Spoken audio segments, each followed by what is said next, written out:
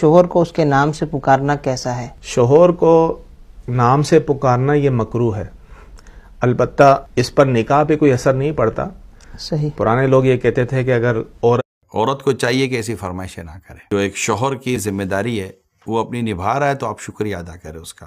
بیوی کو چاہیے کہ وہ بالخصوص تنگ دستی کے دنوں میں اپنے شوہر کے لیے قبرستان میں قرآن پاک کی تلاوت کرنا کیسا ہے؟ بالکل جائز ہے، ثواب کا کام ہے اور ایصال ثواب کی کوئی بھی صورت اختیار کی جا سکتی ہے، خاص طور پر حدیث طیبہ کے اندر یہ فضائل۔ یزید پلید کے بڑے بڑے سیاہ کارناموں میں سے ایک سیاہ کارنامہ یہ بھی ہے کہ اس نے سیدنا امام حسین رضی اللہ تعالیٰ عنہ کی شہادت کے بعد اور مدینہ پاک کی بے حرمتی، قتل و جس طرح بزرگوں کی کمر میں درد ہوتا ہے، ان کے جوڑوں میں، ہڈیوں میں، گھٹنوں میں درد ہوتا ہے، آج کے اس دور میں نوجوانوں کی بھی ایک ایسی تعداد ہے کہ جو کمر کا درد لیے پھر رہی ہے۔ کسی ڈھول بجاتے ہیں لوگ، اچھل کود مچاتے ہیں۔ امام علی مقام جو ہیں امام حسین رضی اللہ عنہ سجدے میں سر کٹائیں، اور ان کے ماننے کا دعویٰ کرنے والے یا روڈوں پہ۔ محرم الحرام میں خاص طور پر لوگ قبروں کے پکا کرنے کا اہتمام کرتے ہیں، اس کی شرعی حیثیت کیا ہے؟ بہتر تو یہ ہے کہ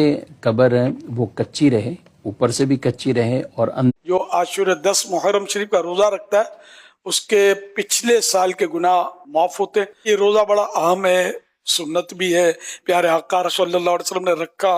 اور اسلامی تاریخ کا نیا سال محرم سے شروع ہوتا ہے، اور سیدنا عمر فاروق اعظم رضی اللہ تعالی عنہ کی بھی ہمیں یاد دلاتی ہے، اور کربلا کے واقعے کی یاد وغیرہ پڑھ سکتے ہیں۔ عصر کی جو نماز ہے، عصر کے فرض پڑھنے سے پہلے تو آپ نماز پڑھ سکتے ہیں، نفل نماز ادا کر سکتے ہیں۔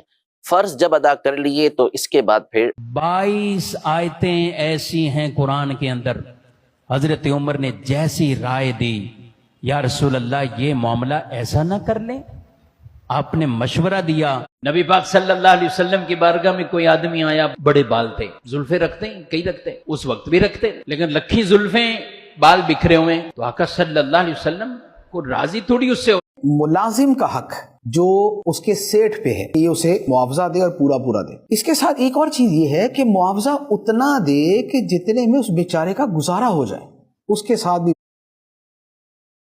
ناف میں تیل ڈالنے کے فوائد میں آپ کو بتاتا ہوں۔ نمبر 1، ہاتھوں اور پیروں کی ڈرائنیس یعنی خشکی اور ایڑیوں کا پھٹنا یہ ختم ہو جاتا ہے۔